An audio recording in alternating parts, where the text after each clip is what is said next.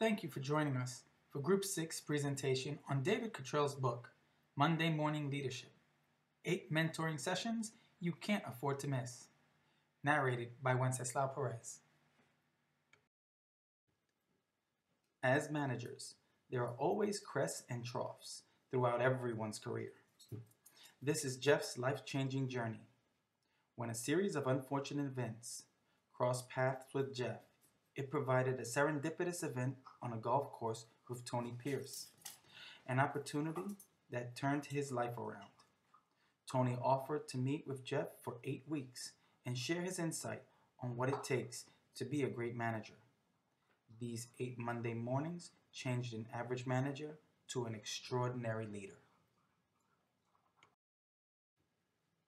On the first Monday, Tony teaches Jeff the differences in roles and responsibilities when it comes to leading people. The passenger in the car. Similar to a passenger in a car, an associate often tends to go along with the status quo. Because they have less responsibility, they have a greater level of freedom. An associate will also have less responsibility with regard to strategy planning, team development, facilitation of meetings, and making sure barriers are removed when obstacles are identified. They are not held to the same level of accountability and consequences when the rules are not followed. A driver of the car. The role of a manager is similar to transitioning into the role of a driver of a car. As a driver, managers are held to a higher standard and may experience a greater level of scrutiny with regard to who they socialize, go to lunch, and how they present themselves in meetings or presentations. A manager sets the ground rules for meetings. They should make sure a meeting starts and finishes on time, that the required attendees are invited, and that everyone understands the objective of the meeting. As a leader, you spend your time fixing the problems instead of finding someone to blame. Similar to a driver, a leader can change the direction of a team if things are not going as expected. On the second Monday, Tony teaches Jeff what it means to keep the main thing the main thing. When Jeff shares the news of 2 people leaving his department, Tony asks Jeff, why did they have those 2 open positions? Why did those 2 team members leave their jobs? Does he think everyone on his team knows what he or she is supposed to be doing if they were not doing it? What are his priorities? He advises Jeff to keep the main thing the main thing. In the first place, managers shouldn't assume that their employees know what to do. People may have varied perceptions of what the main thing is. It is important that all employees have a clear understanding of their purpose, priority, goals, and mission. The manager must provide the employees with a sense of direction. When all the employees are on the same page, including the managers, they can together take the task toward completion with more ease and efficiency. The main thing is nothing but the agenda for the day and not the resulting consequences. If we lose sight of the main thing, every situation will look like an emergency, where the employees struggle managing the crisis, leaving the main thing undone. Everyone on the team is supposed to be driven by the agenda and not the situations that keep arising every now and then. If they know what the main thing is, they would stay focused and finish the work on time. It goes unsaid, it is the responsibility of the manager to establish a clear communication in the organization. The managers must communicate the main thing to the employees as well, know what their superiors are in turn expecting from them.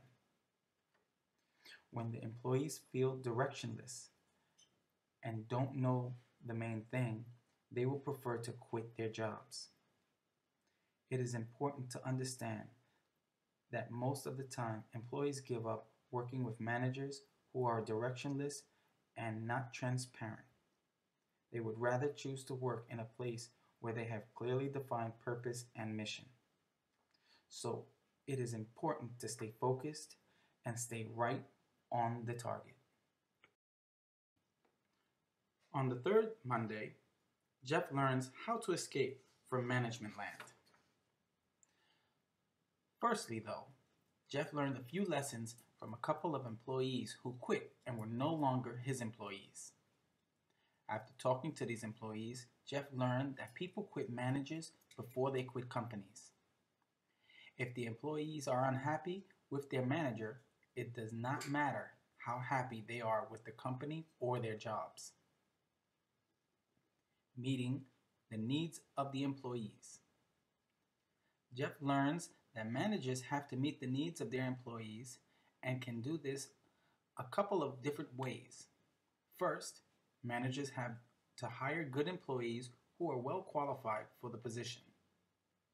Managers shouldn't allow lower performing employees to do less work while piling more work on top of the higher performing employees. Second, managers should coach every member of the team to become better and provide adequate feedback and direction to employees.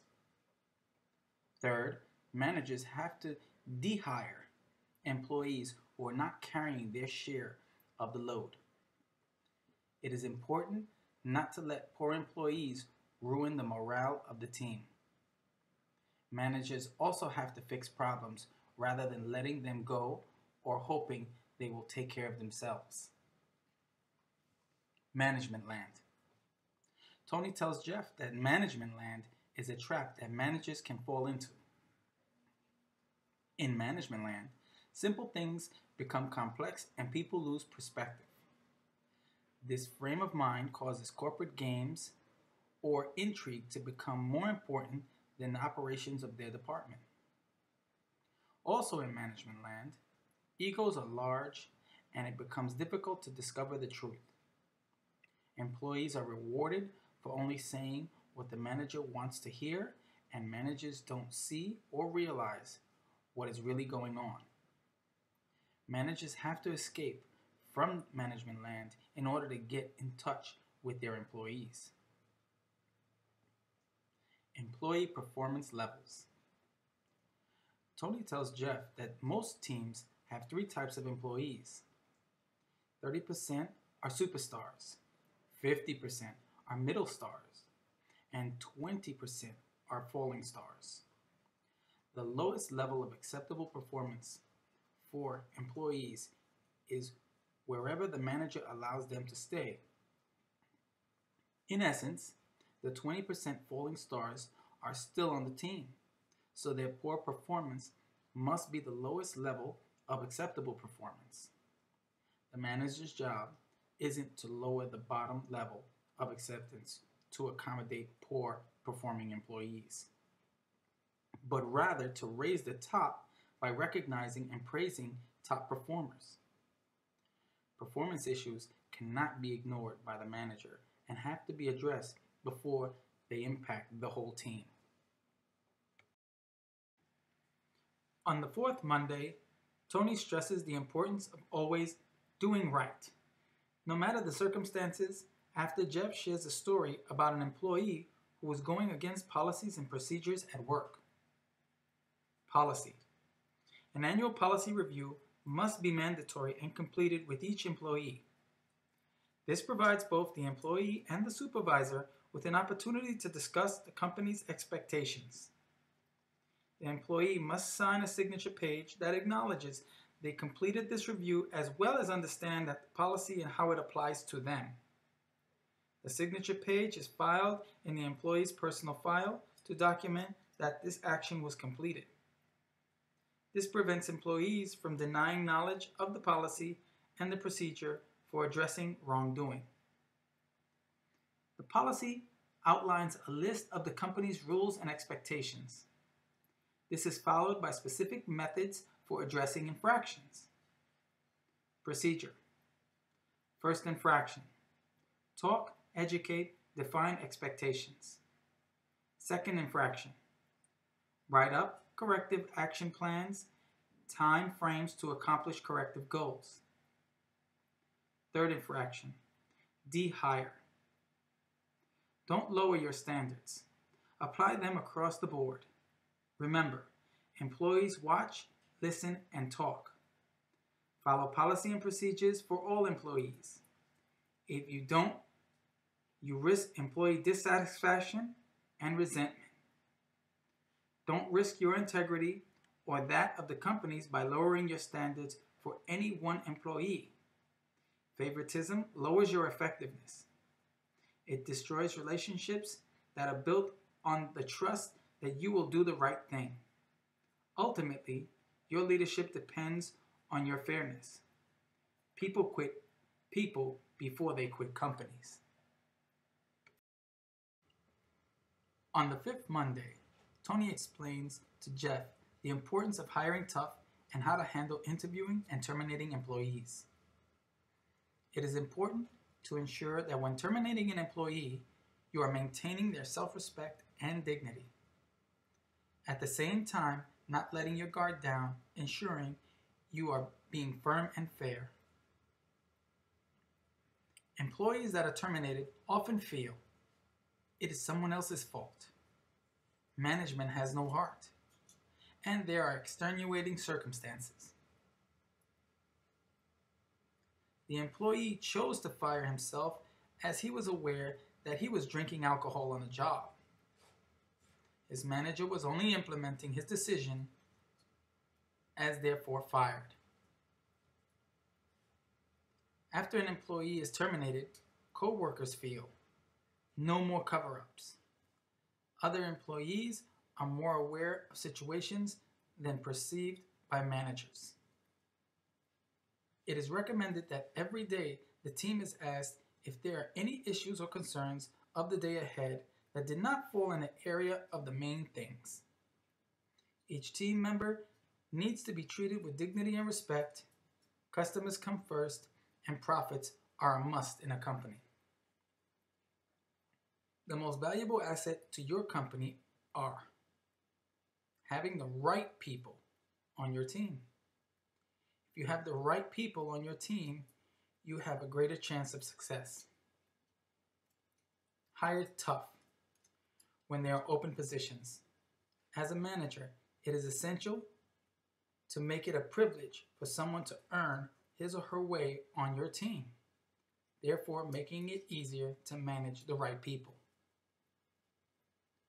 When interviewing, sometimes new managers are not prepared, which can lead to mistakes. New managers do not have the skill set typically for interviewing and may need to rely on the skills of an employee to sharpen those skills. Preparation is essential to the successful interview. When deciding on a candidate, remember the 3 rules of 3.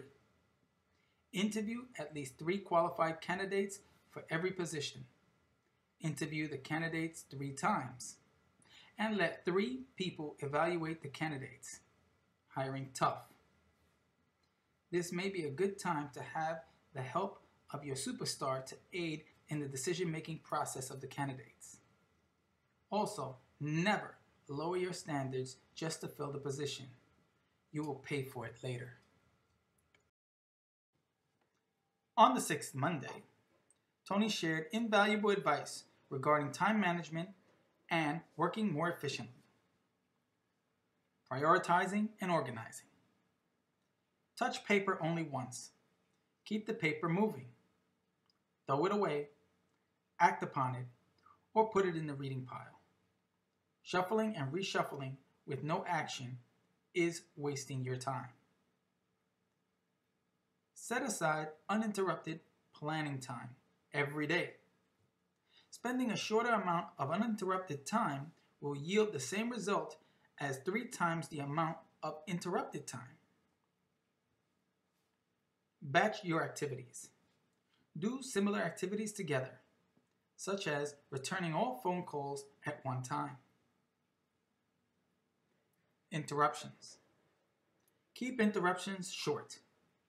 A general rule is that the length of the interruption is in direct proportion to the comfort level of the interrupter. When someone comes into your office, stand up to take care of business instead of sitting down and getting comfortable. Schedule one-on-one sessions. Compile all tasks that need to be discussed and resolve it in one sitting instead of stopping frequently and having to interrupt each other. Reach out to your team for feedback. Find out what you do that wastes their time and find other ways to be more effective. Meetings.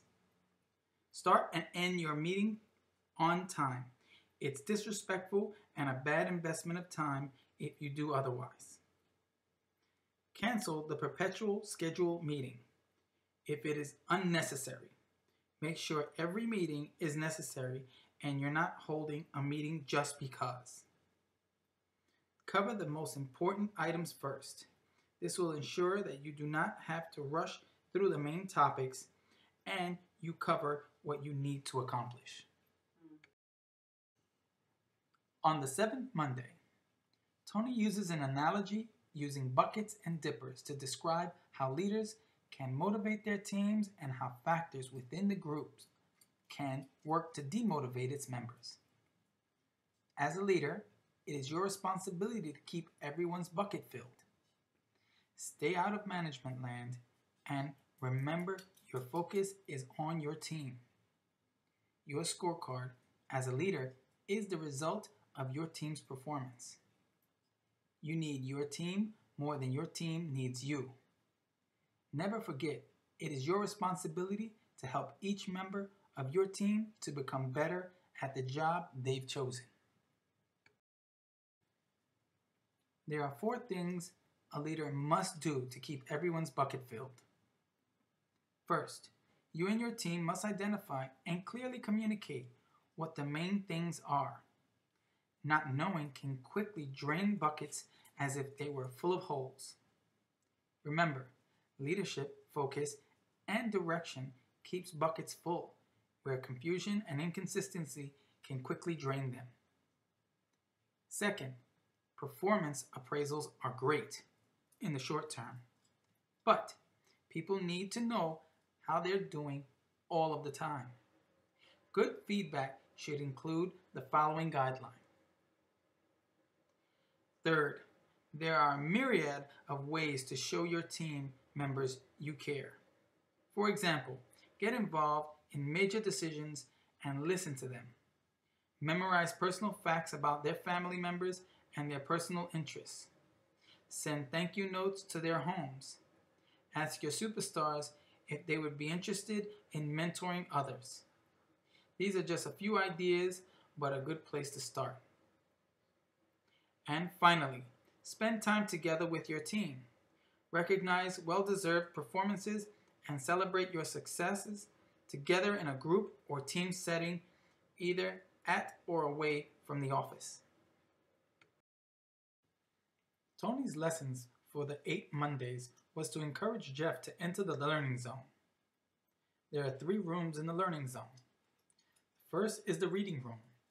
By reading just 10 minutes a day, you'll be able to read 1 new book a month and 12 books in a year. If all the books you read are on the topics relating to leadership skills, imagine how much better of a manager you can become. The second is the listening room. Listen to the needs and desires of the individuals on the team. Anytime you gather new information, you can make better decisions. Listen to audiobooks in the car. Every opportunity is an opportunity to listen and learn more. The third is the giving room. You cannot be successful without giving back. Teaching is a good thing, just as Tony is doing for Jeff. The big reason why people don't ever enter the learning zone is they don't set goals for themselves. Tony offered some helpful advice for setting goals. Write down what actions you are going to take the next week. Writing clarifies the goal and commits you to it. If you have no goals, you are not risking failure. Failure is a prelude to success. Setting goals that will help us become more successful even if we fail to accomplish the goal. At the end of the 8 weeks, Tony had just filled Jeff's bucket with countless gifts of insight and wisdom. Tony's only request is that he teaches others what he has learned throughout the 8 weeks. In order to be an extraordinary manager, these are the 14 leadership commitments Jeff commits to upon graduation. Life, personally and professionally, is all about the choices we make. We can choose to sit below deck and let the waves take our ship, or we can take control and steer ourselves to calmer waters.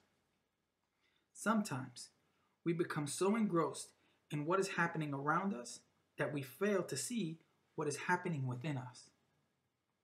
Having the courage to say, "I need help," can be one of the most important things we do in life. When we dwell on past mistakes, past conversations, past failed relationships, and failed attempts to achieve success, we do not allow ourselves to grow and change. We all need a few mentoring sessions now and again. Understandably, no one is perfect. We must be the change we want to see and open ourselves up to the help we oftentimes do not. We hope you enjoyed our presentation. Thank you for your time.